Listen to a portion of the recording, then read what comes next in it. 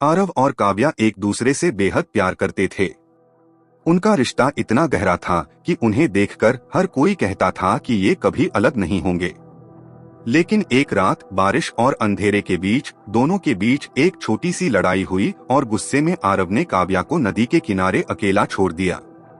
उसे लगा कि वो थोड़ी देर में खुद ही वापस आ जाएगी, लेकिन वो रात उनकी जिंदगी की आखिरी सामान्य रात बन गई।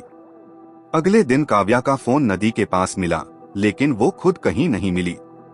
पुलिस ने इसे हादसा मान लिया, पर आरव के दिल को यकीन नहीं हुआ कि सब खत्म हो गया है। कुछ दिनों बाद हर रात ठीक 3 बजे आरव के फोन पर एक ही मैसेज आने लगा, मैं यहीं हूँ। पहले उसने इसे मजाक समझा, लेकिन जब उसने देखा कि ये मैसेज उसी नंबर से आ रहा है जो काव्या का था और जो अब बंद हो चुका था, तो उसके डर ने उसे जकड़ लिया। एक रात उसने हिम्मत करके उस नंबर पर कॉल किया, तो दूसरी तरफ सिर्फ किसी की सांस लेने की आवाज आई और फिर धीरे से काव्या की आवाज, आरव मुझे लेने आओ। ये सुनकर उसका दिल टूट भी गया और डर से भर भी गया। उसने पूछा, तुम कहाँ हो? जवाब मिला, जहाँ तुमने मुझे आखिरी बार छोड़ा था। डर और प्यार के बीच फंसा आरव उसी रात नदी के पास पहुंचा, जहाँ उसने काव्या को छोड़ा था। चारों तरफ सन्नाटा था, हवा ठंडी थी और पानी अजीब सी आवाज कर रहा था। तभी उसके फोन पर मैसेज आया, मैं तुम्हारे पीछे हूँ। उसका शरीर सुन्न हो गया, लेकिन उसने धीरे धीरे पीछे मुड़कर देखा। उसके सामने काव्या खड़ी थी, लेकिन अब वो पहले जैसी नहीं थी। उसकी आंखें काली थीं, चेहरा सफेद था और उसका शरीर पूरा भीगा हुआ था। डर के बावजूद आरव उसके पास गया और रोते हुए बोला, मुझे माफ कर दो। काव्या मुस्कुराई, लेकिन उसकी मुस्कान में डर छुपा था। उसने धीरे से कहा, मैंने इंतजार किया, और फिर उसका हाथ पकड़ लिया। काव्या का हाथ बर्फ जैसा ठंडा था और उसकी पकड़ धीरे धीरे मजबूत होती जा रही थी। आरव खुद को छुड़ाने की कोशिश करता रहा, लेकिन वो असफल रहा। काव्या ने उसे नदी की ओर खींचना शुरू कर दिया और कुछ ही पलों में दोनों अंधेरे पानी में समा गए। अगली सुबह नदी के किनारे सिर्फ आरव का फोन मिला, जिसमें आखिरी रिकॉर्डिंग थी, सच्चा प्यार कभी खत्म नहीं होता, बस रूप बदल लेता है। अगली सुबह जब पुलिस नदी किनारे पहुंची, तो उन्हें सिर्फ आरव का फोन मिला, लेकिन उसकी कोई खबर नहीं थी। केस को धीरे धीरे बंद कर दिया गया, जैसे काव्या के साथ हुआ था।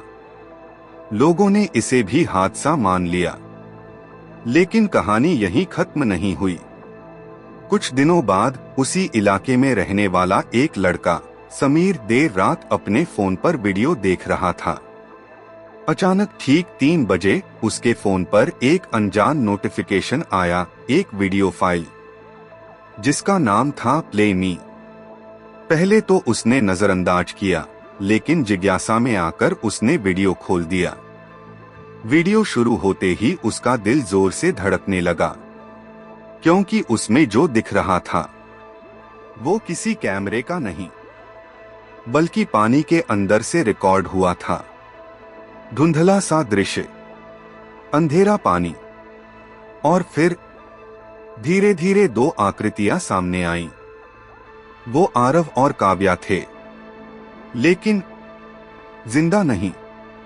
उनकी आंखें खुली थीं और दोनों सीधे कैमरे की तरफ देख रहे थे।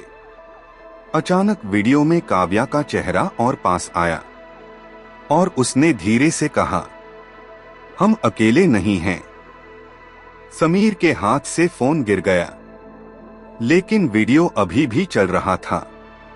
अब स्क्रीन पर सिर्फ काला अंधेरा था और पानी के अंदर किसी के तैरने की आवाज। फिर अचानक, अब तुम आओ। समीर का फोन अपने आप फिर से बज उठा। Unknown number. डर के मारे उसने कॉल काटना चाहा, लेकिन उंगली खुद ही एक्सेप्ट पर चली गई।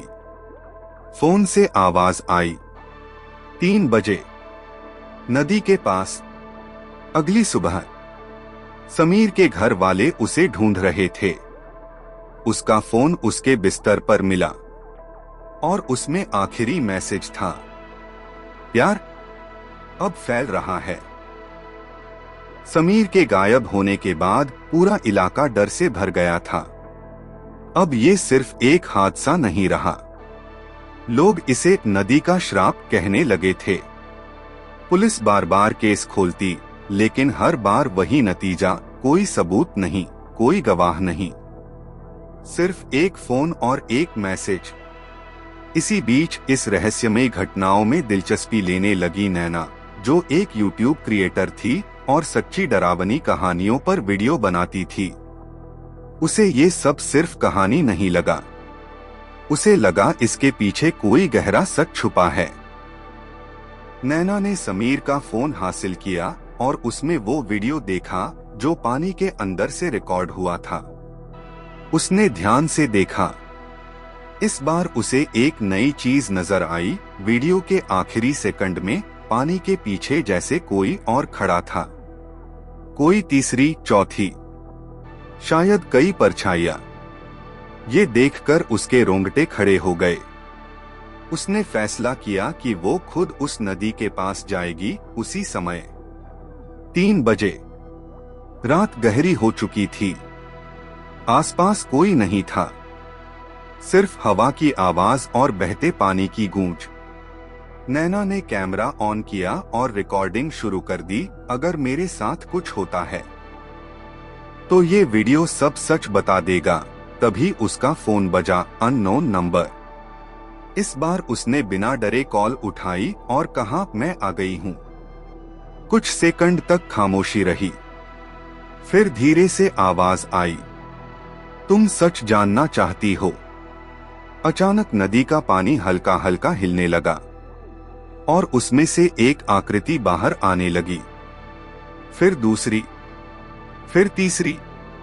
नैना के सामने अब सिर्फ काव्या और आरव ही नहीं थे, बल्कि कई और लोग, जिनके चेहरे फीके, आंखें खाली और शरीर पानी से भीगे हुए थे। नैना पीछे हटने लगी, लेकिन उसके पैर जैसे जमीन से चिपक गए थे। फोन से आखिरी आवाज आई, प्यार अब श्राप बन चुका है। अचानक उन सबकी नजर एक साथ नैना पर टिक गई और धीरे धीरे वो सब उसकी तरफ बढ़ने लगे। अगले दिन नदी किनारे एक कैमरा मिला जिसमें आखिरी रिकॉर्डिंग थी। नैना चीख रही थी और कैमरा गिरते हुए पानी की तरफ मुड़ गया और आखिरी फ्रेम में सिर्फ एक हाथ दिखा जो उसे अंदर खींच रहा था। अब हर रात 3 बजे किसी न किसी के फोन पर एक मैसेज आता है, मैं यही हूं। अगर आपको हमारी यह कहानी पसंद आई हो तो कमेंट में जरूर बताएं कि आपको सबसे ज्यादा कौन सा हिस्सा अच्छा लगा। वीडियो को लाइक करें और अपने दोस्तों के साथ शेयर करना न भूलें। और अगर आप हमारे चैनल पर नए हैं तो अभी सब्सक्राइब करें, क्योंकि आगे आने वाली हैं और भी डरावनी, रोमांटिक और दिलचस्प कहानियां। तो जुड़े रहिए हमारे साथ। मिलते हैं अगली वीडियो में एक नई कहानी के साथ।